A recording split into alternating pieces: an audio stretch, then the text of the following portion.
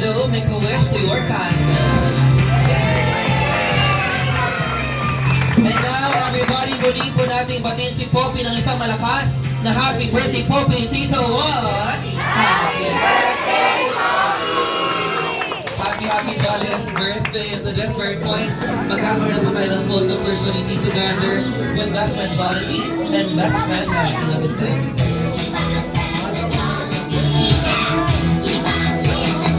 On the center, get ready guys. Take a look at the camera.